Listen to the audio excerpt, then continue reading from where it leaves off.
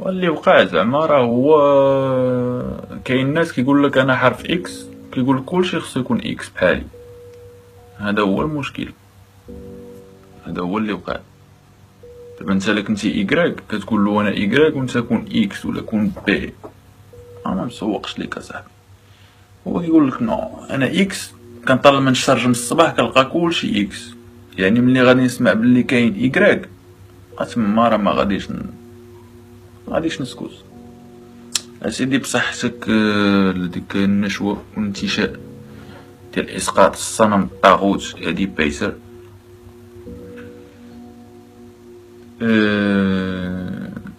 بسرعة غادي نقولك شحال من صور تاريخي عنده 3 القرون ما طيحوش الزلازل ولكن طيحوا النمل. هادي بغيت نقولها. غادي نقلبو الصفحة دابا ونمشيو لواحد الموضوع متعلق بسالفادور دالي، الفنان السوريالي الكبير، وعلاقته بمنين كيتقدر. هاد الفنان اللي غادي يرسم لك واحد اللوحة ديال واحد الفيل عنده الخرطوم على شكل ساكسوفون، كتخرج منه الفراشات كطير في السما اللي فيها واحد الشمس صفراء، فيها على اليمين واحد نص سحابة وعلى اليسار نص سحابة أخرى، وكيبان المنظر كأنه واحد البيضة بلدية مفقصة في السما. هذه لوحة سوريالية ديال سالفادور دالي. انت ملي غادي تشوفوها تقولو اخاي سالفادور منين كتقدر، فهمتي؟ انا عندي لك سؤال واحد، واش الا قالك سالفادور دالي منين كيتقدر وعطاك هداك الشيء اللي ما غاديش يقولك منين، هو غادي يعطيك ديريكت. دابا هاديك الزطله اللي دابا سالفادور دالي يتكيف الزطله، الا عطاك هداك الحشيش واش غادي تولي سالفادور دالي؟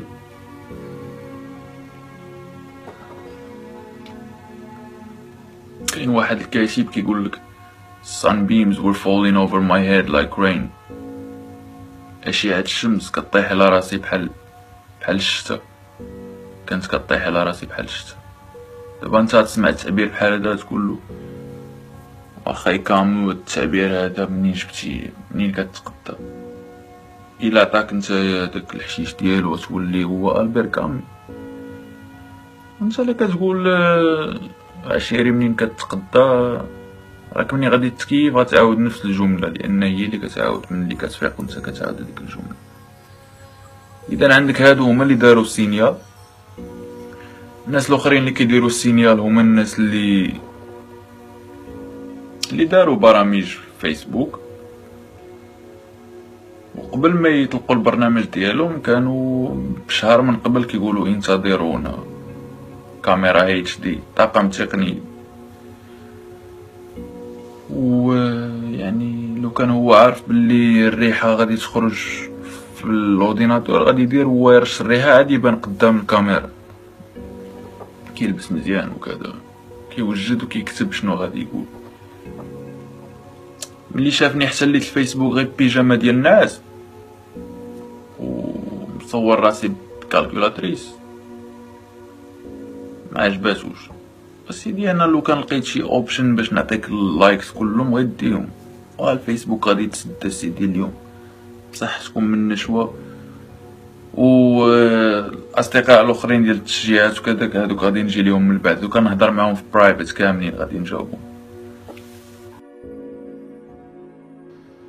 اذا الحجم ديال الكون الهائل مازال العلم لحد الان ما لقاش الحدود ديالو، فين كينتهي الكون مازال ما لقيناش. كاين كل مجرة مهما كانت كبيرة فهي كتبقى ما كتبانش بالنسبة لمجرة أخرى من ناحية الحجم، لأنها صغيرة بزاف مقارنة مع مجرة أخرى. ولكن لنفترض أننا لقينا الحدود ديال الكون، وهذه الحدود كانت على شكل واحد الفقاعة فيها الملايين والملايين والملايين ديال المجرات، وكل مجرة تحتوي على عدد يكاد يكون لا ينتهي من النجوم اللي كتدور حولها كواكب أخرى. إلا لقينا الحدود ديال هذا الكون يعني تقاضى الكون غادي نبداو نفكروا ماذا يوجد بعد الكون، هل يوجد شيء أصلا؟ وربما هاد الفقاعة هادي ما هي إلا وحدة من مجموعة من الفقاعات واحد آخرين اللي هي أكوان، وهاد الأكوان كلها عاوتاني تقدر تكون في واحد الفقاعة كبيرة اللي كتعيش فوق واحد الجرثومة اللي عايشة بدورة فوق واحد الزغبة ديال شي كلب كيجري في الطبيعة. بحال كنقدروا نمشيو بعيد، يعني إلا لقينا الحدود ديال الكون صافي ما بقناش فين نزيدو كثر غادي نقولوا ماذا يوجد بعد، نقدروا نبداو نتخيلوا، ومن هنا كنقدروا نستنتجوا ان الكون كامل الحجم ديالو الهائل كيبقى صغر من كيلوغرام واحد و400 غرام اللي هي الدماغ. دابا الدماغ ديالنا كبر من الكون، غتلقى الحدود ولكن تزيد تخيل شنو كاين من بعد. يعني شوف القدرة الهائلة ديال الدماغ شنو تقدر تعطيك. فبالتالي هاد الدماغ هذا اللي كيعطينا هاد الخيال هذا ما عرفتش علاش كاين اللي ما قدرش يستغلو باش انه ماشي بالضروره ينتج لنا افكار جديده، ولكن على الاقل ينوع شي شويه. واحد كيصيفط لي ميساج قال لي كوكو، اسمح لي انت راجل كتقول لي كوكو، ما كتعجبنيش انا هذيك كوكو بصراحه. يعني شوف الدماغ ديالك كيفاش قلتلك عنده واحد القدرة هائلة انه يخلق العجب، انت ما قدرتيش تجاوز كوكو، ما قلتي السلام عليكم، ما قلتي ازول good evening hello bonsoir كوكو. هذاك ما تصيفطليش كوكو. كيوصلوني الالاف ديال الرسائل، شكرا لكم كاملين لان الرسائل رائعة كلها تشجيع وكذا، لكن الميساج ديال كوكو لا وصلني ميساج واحد كيقول كوكو نو. حطيت تليفوني تشارجا وكل خطره كيوصلني ميساج التليفون كيفيبري كيكحس شي شويه، لو كان ما جريتش ديتو كان غادي يطيح تهرس السكرين نخلص على 200 ديال الباوند. يعني انت جالس في البيت ديالك في المغرب وانا جالس في البيت ديالي في دوله اخرى، وانت من البيت ديالك كتهرس لي التليفون اصاحبي باش تقول لي كوكو. ما تقوليش كوكو بليز.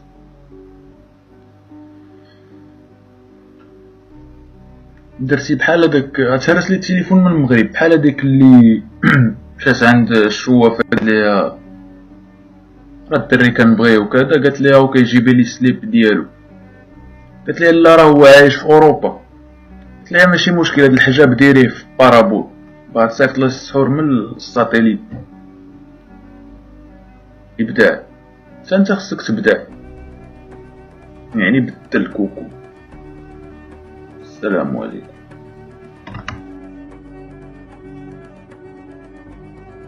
غدا غادي نتحول من هذا البيت اللي فيه الحكمة وغادي ننتقل لواحد البيت اخر، وبالتالي هذا اخر فيديو في هذه الغرفة هذه وفي هذا الصالون في هذا المكان السحري الذي طالما تساءلت من اين استمديت هذوك الافكار والتساؤلات اللي جاوني فجأة، وقلت ربما راه عندي واحد الطاقة، ماشي الطاقة انرجي اللي خصك تكون مغربي باش تعرف هاد الكلمة هادي ديال الطاقة، يعني ميشكات شرجم، ولكن نشرجم على شكل اخر. anyway عندي واحد الطاقة كنشوف من خلالها في سيفي فضاء. انا ملي كنكون كنشوف في الفضاء بحال الا ماشي كنتامل، بحال الا كنبحث على شي حاجه تما، ديما كنقلب كنحس براسي باغي نوصل لشي حاجه. انا ملي كنتامل في الفضاء بحال كنمارس الجنس.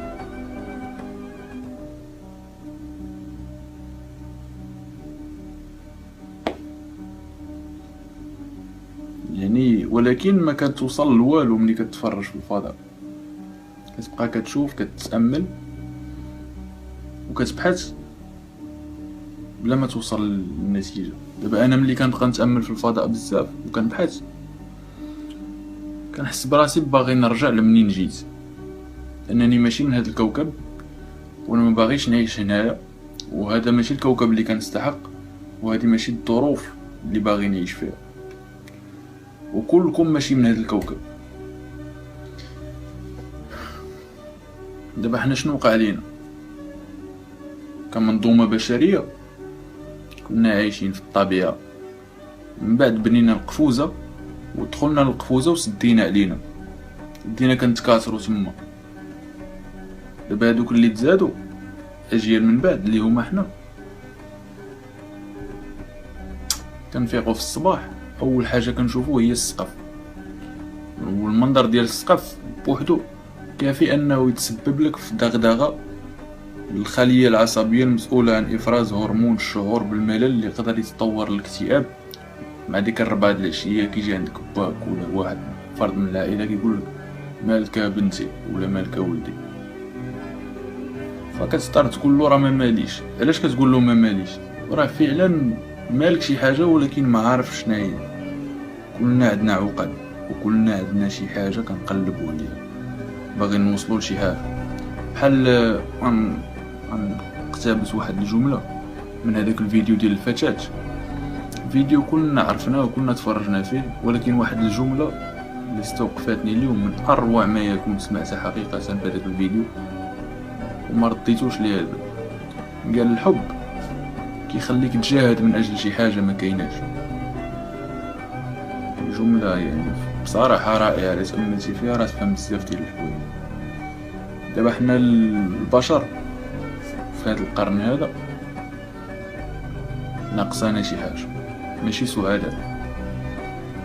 خرج للشارع غتشوف التفاصيل، كتشوف شي ولد صغير هاز حجره وكيضرب التروطوار، هو بوحدو بعيد على الدراري صحابو، جالس بوحدو كيضرب التروطوار، عنده شي حاجه لداخل كيخرجها في هذاك انا مثلا كنشد الحجر حصى كنشدو كنبقى نعس فيه ديك غج تخليني نخرج داكشي اللي لداخل. كل واحد فينا عنده شي سلوك غريب كيحاول يفرغ من خلاله هذاك الشيء اللي حاس به لداخل، ولكن شنو هو هذاك الشيء اللي حاسين به؟ ما عارفين شنو هو. انا نعطيك مثال باش تفهم هذه المساله هذه. تخيل معايا واحد السبع جبناه من السافانا في افريقيا وديناه للدنمارك في واحد القفص في حديقه الحيوان. غادي نلقاو بلي الاسد عنده حاله اكتئاب كيميل للعدوانيه والعنف. علاش؟ لانه عايش في الظروف اللي غادي ضد الطبيعه والتكوين البيولوجي ديالو. الا دينا من الدنمارك اسكتلند لا ميم شوز، يبقى ديما حاط راسو على الارض وما كيلعبش. ما غادي نديوه من تما لتشاينا فين ما ديتيه، الا حتى ترجعو لافريقيا عاد غادي يعيش السعاده ديالو. فهمتي؟ حنا البشر واقع لينا نفس الشيء. كنفيقوا في الصباح كنشوفوا السقف، ومفروض اننا نشوفوا شي سحابه كونيه لاننا جينا من الطبيعه، خصنا نشوفوا الطبيعه.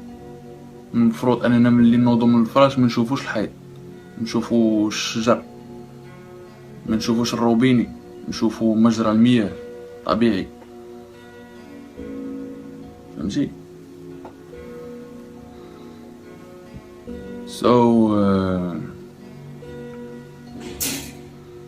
الانسان ما عايش في الظروف ديالو اللي خصو يعيش فيها، غادي كنعقدوا الحياه ديالنا، ومع ذلك عندنا حنين للطبيعه. انا نعطيك مثال انه قبل الانفجار الديموغرافي اللي عرف المغرب، حيث ما كناش حددنا الناس اللي في الخمسينات ولا السبعينات، ورا البوبولاسيون دابا ناقصه. انت مطوره تقول لي ورا البوبولاسيون ناقصه ورا ما كاينش، تهنينا منك وكاين راك نزق مزيان. تفرج وتسكت وتسمع باش تستافد. اذا قبل الانفجار الديموغرافي اللي عرف المغرب كانوا عندنا الديور كبار، وكنا كنديروا فيهم شي بستان ولا حديقه ولا فهمتي، حنين للطبيعه. من بعد دخلنا للمدن ولينا كنشوفوا الديور هذوك البلديين فيهم واحد الشجره ديال الكرموس ولا حنين للطبيعه. من بعد دخلنا لهاد القفوزة مسمين عمارات، غاديين وكان صغار كنضيعو وحنا اللي دينا راسنا بيدينا لهاد القفوزة، راه قلت وسدينا علينا اش دانا لهاد العمارات، هاد الصنادق القجور هاد الوقيل نتخشاو فيهم. ولينا كنديرو دابا كنشريو حبق، كنديرو وحدة التلفازة، كنشريو ورد ديال البلاستيك، ومن بعد كنزيدو نصغارو كنعيشو في وسط ايفون، كنديرو في فون ديكرون تصويره ديال الوردة. وعلاش ما تمشيش نتا تشوف وردة طبيعية، راه غادي يحيدوها ويبنيو تما عاوتاني شي مقاطعة ولا واش كتفهم ولا. ولكن هنا بقينا كنفكروا في الطبيعة انه الاصل ديالنا من الطبيعة. هنا عاوتاني كيتطرح سؤال واحد اخر، علاش خرجنا من الطبيعة النهار الاول؟ وعلاش عندنا اهتمام بالفضاء، كنتأملوا في الفضاء وكذا؟ ما نكونوش جينا من الفضاء وتحطينا في الطبيعة وما بغيناش الطبيعة خرجنا منها. يعني حنا من نهار بنا وحنا ما عجبناش الحال، من نهار بنا وحنا باغيين شي حاجة وما مرتاحينش، ما تقبلناش الحياة انها ما زوينة ما خايبة ما معقدة ما سهلة ما حياة وصافي. كاين كلشي يقدر يوقع كلشي. ما قدرناش نتقبلوا النهار الاول الفكرة ديال اننا كنتقاسموا هذا الكوكب مع باقي الحيوانات، لاننا بيولوجيا حيوانات. تقدر ما تعجبكش ولكن حنا بيولوجيا حيوانات، عندنا اطراف، عندنا راس، عندنا قلب والمعدة والرية والاحشاء بحال باقي الحيوانات بيولوجيا. مثلا القرش من قبل الديناصور بان وهو مازال مستمر، من نهار بان هو في المحيط وهو مازال في المحيط. مجموعة من الحيوانات من نهار بان بالنهار الاول باقا على حالها، الا حنا ما عارفين باغيين نوصلو، ما عاجبنا والو، مسبين الضرر لينا والباقي الكائنات والطبيعة كاملة والبلانيت كاملة غادي نريبوها ونحرقوها. علاش؟ حيت ما عجبناش الحال. وعلاش ما عجبناش الحال؟ حيت ما تقبلناش الحياة على انها بسيطة وما تستحقش التعقيد هذا كله. كل نهار كنزيدو نعقدو الحياة ديالنا اكثر واكثر واكثر واكثر، بينما الحياة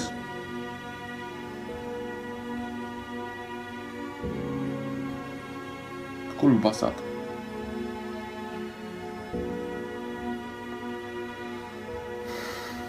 سبحان الله.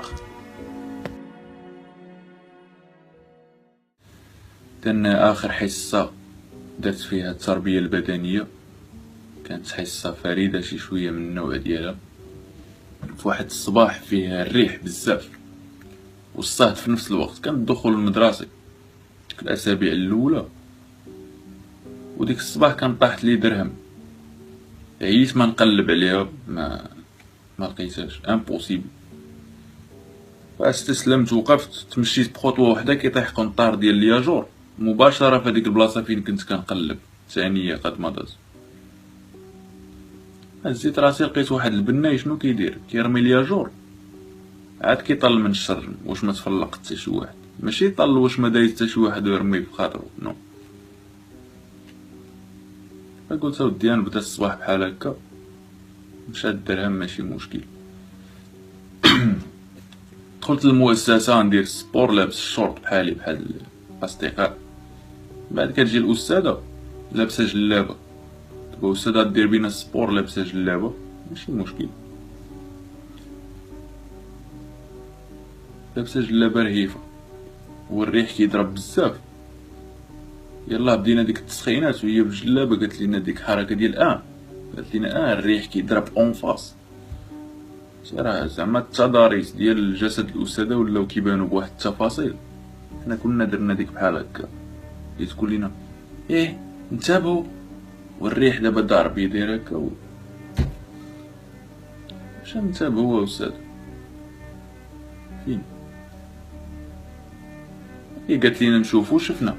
انا بعدا بقيت كنشوف، بقيت كنفكر كنشوف، وفي اطار يعني استقلال العقل على البصر بقيت كنقول مع راسي دابا علاش استاذة كتقول لينا نهزو يدينا كنهزو يدينا، علاش كتقول لينا نطلقو يدينا كنطلقوهم، علاش ملي تقول لينا نربعو يدينا انا ما نربعش يدي، انا نطلقهم او العكس. بقيت كنفكر بحال هكا، كنحاول زعما نلاهي عقلي، كنشوف والو باقي العقل ديالي كيفكر كيفاش الجلابه مع الريح. قلت دابا هذيك البنت اللي هضرات مع الاستاذه قبل الحصه وقالت لي الاستاذه غير سيري جلسي بصباح هي كتلعب بالشعر وكتورينا وجهها المكياج، وكنعطي الكيط مال الاستاذه تحيد الجلابه باش نتابعو. والبنت دابا هذيك اللي باغيه تعري على وجهها تغطى وجهها بالشعر بسبب الريح، والاستاذه اللي باغيه تغطى تقريبا تعرات واخا هي لابسه. والعلاقه ما بين الانسان والطبيعه هي علاقه سوء تفاهم، انت كتشرق وهي كتغرب. قلت مع راسي ودي راني قجرت على هاد الناس هادو السياق هذا، مقدرتش نبقى مركز، بديت كنتخيل كثر. كتجيني غير فهادوك الناس اللي عاشوا واحد اللحظه ديال الاحتضار في شي حادثه سير ولكن كيتنقدوا في اخر المطاف كيقول لك اودي راه حنا شفنا واحد النفق مظلم وحنا فيه، وكيبان لك واحد الضوء في اخر النفق. ما قال لنا حتى شي واحد شنو كاين مور النفق، شنو كاين في هذاك الضوء، حتى شي واحد ما مات منهم. هادو الناس كيحكيو اللي تنقدوا في اخر لحظه. انا كنقول انا كنفترض ربما انك ملي غادي تكون كتحتضر وغادي تشوف هذاك الضوء في اخر النفق، ربما تخرج منه يشدك شي طبيب من رجلك، يشدك مقلوب ويبدا يضرب في ظهرك ويدخل لك الاكسجين اول مره للريه ديالك وتبدا تبكي. وتما غادي يعطيوك عاوتاني واحد السميه وواحد الجنسيه وواحد القيم وخصك دابا انت تبقى تدافع عليها حياتك كلها. هما يختاروا لك هذاك الشيء ملي تزاد تقدر تكون يعني انت تموت وفي هذيك اللحظه تزاد في نفس الوقت، ولكن تزاد كإنسان آخر. ربما دابا انا نقدر مثلا في لحظه الاحتضار نشوف هذاك النفق، انا غادي في هذاك النفق ونشوف هذاك الضوء، مع نخرج مع غادي نخرج اما انسان ولا شي حيوان كيجر شي عربه، مع ينزل عليا شي واحد بالصوت ديال ديك باش نزلت عليا. كنتخيل كتنزل عليا الاستاذه بالتي قالت لي خرج راك ما منتبه. خرجت في اطار العبث ديال الحياه، لقيت درهم، طاحت لي درهم في الصباح، لقيت درهم وانا كنت معول في الصباح نشري بيمو على ود السكريات اللي فيه باش يعطيني الطاقه خلال الرياضه. دابا ملي خرجت لقيت درهم شريت بها اول كارو في حياتي، وكانت هذيك اخر نهار كنعيش فيه البراءه. و هادشي اللي وقع، هذه الذكرى اللي عندي مع التربيه البدنيه. وشكرا. إذا الموضوع ديال الليلة وهو لماذا لم تزورنا الكائنات الفضائية إلى غاية اليوم؟ علاش ما جاوش؟ وأين هم؟ هل نحن لوحدنا أم هناك كائنات أخرى؟ وإن كانوا أين هم؟ اذا كاين فرضيات بزاف اللي تعطات في هذا الموضوع هذا. كاين اللي كيقول لك ان الارض هو كوكب يونيك، يعني ما كاينش شي كوكب اخر بحال الارض في الكون اللي تديفلوبات فيه الحياه، وبالتالي حنا بوحدنا في هذا الكون هذا اللي كنعيشوا هذه التجربه ديال المسمات بالحياه. كاين كذلك فرضية أخرى اللي كتقول العكس تماما، وهو أن الأرض كاين بزاف ديال الكواكب بحالها، أننا حنا لسنا أكثر من مثال من العديد من الأمثلة ديال الكواكب اللي تطورت الحياة على السطح ديالها. وبالتالي إلا كانوا شي كائنات فضائية غادي يشوفونا فاحنا غادي نبانو لهم عاديين، بحال إلا انت غادي بواحد الهليكوبتر كتشوف قرية ما غاديش تستغرب وتوقف وتستعجب، لانك انت شفتي 10 ديال القرى عاد هذه الساعه. كاين فرضيه اخرى كتقول عاوتاني ان الكائنات الفضائيه مازال ما زاروناش، لانهم كيخليونا حتى نوصلوا لواحد المستوى ديال الذكاء والفكر والوعي باش اننا ملي نشوفوهم نتقبلوهم اننا نعرفوا حقيقة بلي راه كاين اصلا كائنات فضائية ونكونوا مستعدين اننا نشوفوهم. اما حاليا فنحن مازال ما وصلناش لهذاك القدر من الذكاء وكذا. وكاين امثله على هذه المساله هذه، كاين بزاف ديال الامثله. مثلا الانسان لحد الان مازال عندنا، مثلا نعطي مثال من المحيط اللي انا جاي منه. كاين عندنا اللي كيقرن الموضه باحوال الطقس. انا نعطيك مثال، ان كيكونوا واحد 3 ولا 4 واقفين في راس الدرب، كيقول له شتي اخويا دوك امريكان والمخطط ديالهم لاحتلال الشرق الاوسط. الاخر كيقول له لان دابا السنه كتدعمهم السعوديه، ولكن الاسعار ديال البترول طاحت في البورصه، وبالتالي روسيا ما غاداش تدعم الشيعة اللي في لبنان، حيت هما مع الحدود. الخبراء استراتيجيين كيبداو يحلوا، يقول ولكن واخا داك المخطط الصهيوني ديال امريكا، خويا نمشي نعيشو في ميريكان ونتصاحب مع واحد الدريه تما، هما باقيين كيهضروا بحال هكا، كدوز واحد البنت فعلا من حداهم لابسه كسوه نصكم قصيره شويه، كيقول له ما خويا اللي حبسوا علينا الشتا. يعني دابا هاد الفلاحه هادو كيهتموا بالشتا بزاف، لان الشتا مهمه. دابا هو كينتج في المجتمع، والشتا غادي يضرو وتنفعو هو، لانه الصالير ديالو مرتبط بالشتا. كاين دابا محاضرات تعاقبت على الارض، كانوا بلي ما كطيح الشتا اما كيحرقوا شي مش ولا كيحرقوا شي انسان ويبداو يشطحوا كذا. دابا حتى حنا عندنا بحال هذيك العادات، حنا دابا كل ما تلبستي قصر كل ما الشتا تقل. يعني كل ما البنت، خصوصا البنت، كل ما تعرات كل ما الشتا غادا تنقص. ما فهمش هو ان لا كان العام شحيح راه الشتا ما طيحش، واخا تلبس التابوت وتسد عليك في وسط التابوت وتدفن راسك في وسط الدار، راه الشتا ما طيحش، لان الشتا ما كتسوقش ليك واش انت كاين او ما كاينش اصلا. لان الشتا طاحت قبل ما يجي الانسان، وغادي ينقرض الانسان، والشتا مازال غادي تبقى طيح او ما طيحش، لان الشتا كيف قلنا ما كتسوقش لينا حنا واش كاينين او ما كاينينش.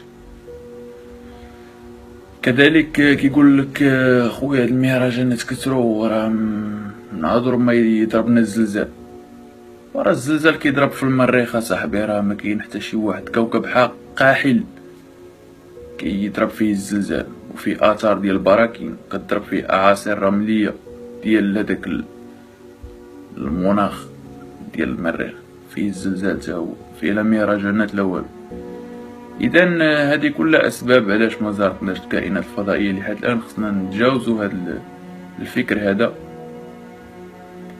وبالتالي نقدروا نكونوا مستعدين اننا نتقبلوا الفكره ديال انه ربما كاين مخلوقات فضائيه، ونكونوا مستعدين اننا نشوفوهم بلا ما نتشوكاو. السلام عليكم. قال لي واحد الصديق قبل قليل انني انسان كئيب. فعلا انا انسان كئيب، وانا كتعجبني ديبريشن. كنلقى راحتي في الكآبة. ملي كنكون كئيب كنحس بالسعادة. وما كتعجبنيش السعادة، بحيث انني لا كنت فرح او سعيد كتجيني ديبريشن، اكتئاب. عاوتاني كنولي سعيد لانني وليت كئيب، فهمتي؟ الصديق اللي طرح لي السؤال ديال واش انا كئيب هو اللي قال لي البارح جليت. ماشي جليت، واحد ورق مزركش غطيت به الحيط، لانني مازال ما جبتش الرحيل. انا دابا غير كنبات هنا واقعة. بالنسبة للصديقات واصدقاء اللي يسولوا، ما يمكنش تكون عايش في الانجليز وتستقر في بلاصه وحده مده عام، خاصك ضروري ترحل. اذا هذاك غير كاغي ماسك. الماسك باش كتخفي الهويه. دابا انت ملي كتدخل الحمام كتحيد الماسك، كتحيد شي حوايج، كتحيد الماسك. علاش؟ لانك تبدا دير واحد ديك غيماس قدام المرايه، وملي كتخرج من الحمام كتعاود تلبس الماسك، ما كتقدرش دير هذوك لي غيماس. كتكون في البيت ديالك كتغني عاوتاني شاد الميكروفون كتغني، فهمتي؟ كيدخل شي واحد كتقفز ما خصكش تقفز، خاص ملي يدخل شي واحد تكمل هذاك الشيء اللي كنتي كدير، فهمتي؟ بدون قناع. وهذاك درت له القناع لانه ما كيتكلمش، ما بحال درت له بحال ما درتلوش. اما حنا كيأثر فينا ان الواحد يكون داير قناع من انه ما يكونش داير قناع، حيت كنعرفو وكنعيقو. كما قالت الصديقة انا مطورة، انا مطور، كنعرف انسان اللي لابس ماسك باين. دابا ميمكنليش نقطع شي فقرات في الفيديو ونعاود نلصق، والا غادي نولي كنهضر بحال هادوك ديال السلام عليكم بغا الشباب كيبدا يهضر بحال هكا في الفيديو يوتيوب. انسان يوتيوب سبسكرايب. قبل لحظات كنت كنسمع الأغنية رائعة ديال الشاب خالد اللي استمتعت بها بزاف حقيقة، وفيها كيغني هو على الوهرانية، وقلت مع راسي ضروري نشكر الشروط والظروف اللي توفرت الأبوين ديال هاد السيدة هادي باش يجيبوها لنا الوجود وتكبر هي ويغني عليها الشاب خالد، باش أنا نستمتع بالأغنية في 2016 قبل من 5 دقائق. إذا بغيت نعرف السياق اللي تكتبت فيه الكلمات والقصة وراء هاد الأغنية هادي. هبطت في التعاليق كنقلب على القصة وراء هاد الأغنية هادي، فكنلقى يا جزائري يا ابن فرنسا، وداك الجزائري كيجاوبو يا مغربي يا عبد المخزن، وداك العراقي مسكين داير راسو فيهم كيقول لهم يا شباب انتو اخوان سني. الاخر عاوتاني تا هو كيجاوبو، هذاك اللي داير تصويره ديال واحد البنت لابسه الزيف كحل ودايره واحد الباندا على راسها مكتوب داكشي في الصفر، طالقه هي واحد الحمامه كطير في السماء كتبكي بالدم كاتبه يا زهراء. كيدافع مسكين على الشيعة كيقول لهم راه ما كاينش غير السنه، وناضت الحرب بيناتهم. دابا في التعاليق جالسين السنه الشيعة العرب، داك المصري قال لهم نحن كلنا عرب زعما، الاخر تا هو من طبيعه الحال غادي يجاوبو ولسنا كلنا عرب نحن امازيغ. وانا كنشوف هاد الناس هادو زعما راه من نيتهم، دابا على حساب ما كنشوف راهم من نيتهم جالسين في واحد الحرب ايديولوجيه وانتماءات، وانا من هاد القبيله الفلانيه ونحن الاصل والشي الاخر كله على خطا، انا هو اللي عندي الصواب لانني انا انتمي الى هاد الناس هادو. حنا اللي تخلقت الارض من اجلنا، والكون كله بلا بينا ما يمكنش يكون. كلهم جالسين انا كنقول اودي واش هادي اغنيه ديال الشاب خالد ولا غادي؟ طلعت الفوق كنشوف لقيت هي فعلا اغنيه الشاب خالد مازال تما، الناس جالسه كتحارب. وفين دابا كنزل الناس، انا درت راسي فيهم ما كاين ما يدار، نزلت كنشوف كنلقى الموضوع انفصال عقبه بن نافع اندلس. هاي شكون اللي يحبسهم؟ جات وحده دايره التصويره ديال نانسي عجرم بغا كتبت اليوم هذيك بس يا شباب موسى حيصير هيك، والله يتحبسوا لي كومونتير في كلهم اجوتاو. باش تعرف الشعوب ديالنا حنايا بلا ما تعطيهم الديكتاتوريه وكذا، دير لهم غير رئيسه تكون عندها واحد القدر من الجمال، والله حتى الستابيليتي تولي عندنا احسن من ديال اوروبا. هادو دابا هما اللي غادي يعالجونا حنايا. جات في ثانيه وحده كتبت كومونتير حلت صراع طائفي ازلي. تعلم غير من يوتيوب، تعلم السياسه، كاين لا ماكيافيلي لا داكشي كله.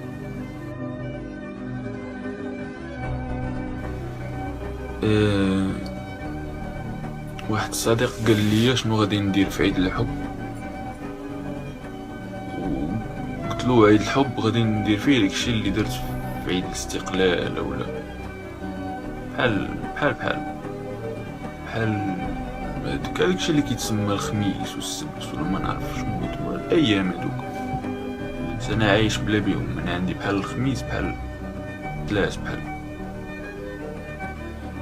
السبب انني ما كنشوفش شنو اللي يقدر يثبت لي انني فقت اليوم بواحد الذاكره جديده كتقول لي ان اليوم الخميس مثلا، لانني نقدر ننساق مع التيار ديال المجتمع ونقول راه اليوم الاربعاء، كيف ما كلشي متيق ان اليوم الاربعاء. ولكن كنقول نقدر دابا نبات الاربعاء نفيق الخميس، اوكي بحال كلشي كيقول راه اليوم الخميس، وغدا اللي من المفروض يكون الجمعة نفيق يكون السبت مثلا، يعني الجمعة داز ولا ما كانش ولا شي حاجة بحال هكا. فهنا شنو غادي يوقع؟ غادي يكون دابا انا فقت بالذاكرة كتقول لي اليوم السبت، ولكن المجتمع كله فاق بهاد الذاكرة هادي. لنفرض باش ضمنتي انت انك انت كيف كتعرف راسك راه غير تزاديتي اليوم الصباح بهاد الميموار هادي، نعستي وفقتي بواحد الذاكرة كتقول لك بان انت سميتك امين 21 عام الحي المحمدي كذا، كتعطيك هادوك المعلومات الشخصية ديالك، الذاكرة ديالك اللي فقتي بها غير هاد الصباح. يعني غدا تقدر تفيق بذاكرة اخرى مختلفة تماما كتقول لك اليوم الاثنين، وعاوتاني تيق بحالك بحال المجتمع. تقدر تفيق تلقى راسك عندك 60 عام مثلا، تمشي للمراية تقول فاك، من بعد عاد تقول الشباب مشى. ممكن هاديك تخيل كل صباح تفيق بذاكرة جديدة. صعيب تشرح هاد المسألة هادي. كاين واحد بريكة حدايا انا ما عرفتش علاش جابت لي هاد الفكرة هادي، الشكل ديالها بحال شي حلم وسط حلم وسط حلم وسط حلم وسط حلم، وحقيقة وسط حقائق وسط حقائق. كتكون فيك السخانة كتبدا تشوف هاد الاشكال كتقرب عندك كتولي كبير. هضرنا على هاد المسألة بحالك عطيتك غير تصور، بعد هادي كتحول لواحد الضفدع، وديك الضفدع كيلويك كامل، انت كتكبر وسط منه بحال شي وردة، ودوك الاوراق ديال الوردة كيطيروا مع النسيم وكيدوزوا على واحد الحقول ديال القمح، الى حتى كيوصلوا يعني لواحد الغاية. هي رحلة، الحياة كلها رحلة، بحال هادوك الأوراق ديال الوردة اللي هضرنا عليهم. رحلة ربما فقنا الصباح بهاد الذاكرة، ربما هذا مجرد تخريف، ولكن ما فيها بأس انك عوض ما تفكر في الارقام والمنطق بزاف، وديك المنطق راه خطير على الصحة العقلية. تقول الحيط انه الحيط خطيق، هو حيط واخا انا داخليا انت مقتنع انه حيط، انت تخيل انك تقدر تخترقه غير بعينك، تشوف فيه من بعد العقل ديالك يبدا يشوف صور اخرى، ما يقولش الحيط هذا.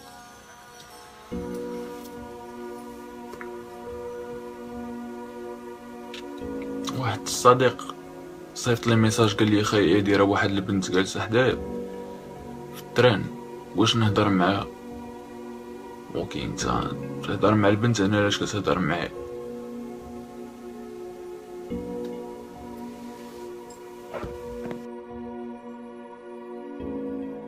انا النهار اللي خرجني الاستاذ من لونفي في لافاك ما كنتش منتبه فعلا، هو خرجني حيت ما كنتش منتبه، قال لي شنو فهمتي من الدرس؟ ما كنت فهمت والو. والسبب هو انني كنت كنفكر طول الحصه في الاصل ديال كلمه لاشينيول منين جبناها. لاشينيول لا بيرسوز كتسمى بالفرنسيه، كنت كنفكر منين جبنا هاد الكلمه لانها ما كايناش في الفرنسيه او في اللغه الانجليزيه او في حتى شي لغه اللي عندها شي رابط ثقافي مع المغرب. بقيت كنتسائل مع راسي، ما انا في الخضم ديال التساؤلات. قال لي الاستاذ شنو فهمتي؟ قلت له استاذ راه ما فهمتش الدرس، ما كنتش منتبه بصراحه، فخرجني قال لي راه ماشي ديسي وكذا. ماشي هو هذا هو الموضوع ديالنا. خرجت مشيت البيفات. هاد البيفات عندنا في لافاك تما كان فيها غير لي فينومين. كانت واحد البنت جالسه بوحدها، قلت لها اختي عافاك شحال في الساعه؟ قالت لي مصاحبه خويا. انا مبغيتش ندخل معاها في جدال على هذاك التعليق ديالها او الجواب ديالها على السؤال ديالي. فجلست بحالي اللور، خديت قهوه، هو يجي صاحبها فعلا. قال لي اهلا حبيبه صافا لاباس؟ قلت له صافا شويه ما جو ديبريم. قال لي علاش؟ قلت له راه فيا لي غاغلو. بقات كتعاود له على المشاكل البيولوجيه ديالها. قال لي حبيبه جو كخوا كيل فالي كونسلتي ان جينيكولوج. انا ما كان فيا الجوع وخفت تسد لي الشهيه. لا بقيت جالس حداهم، مشيت لواحد السناك شي شويه شعبي باش نبعد من هذاك العالم ديال لافاك ودوك البيفات ديال لي فينومين. دخلت للسناك شعبي، لقيت واحد الكوبل عاوتاني جالس تما. هي البنت جالسه حدايا وصاحبها مشى يدوموندي شنو بغا. من بعد جا هو راجع، هي تقول له شنو دومونديتي؟ قال لها دومونديت الصوصيت. هي ما سمعتوش مزيان، قالت له لي صوصيت. صحاب لا دابا الصوصيت شي كلمه فرنسيه. انا تخرجت مشيت للمطار ديالي.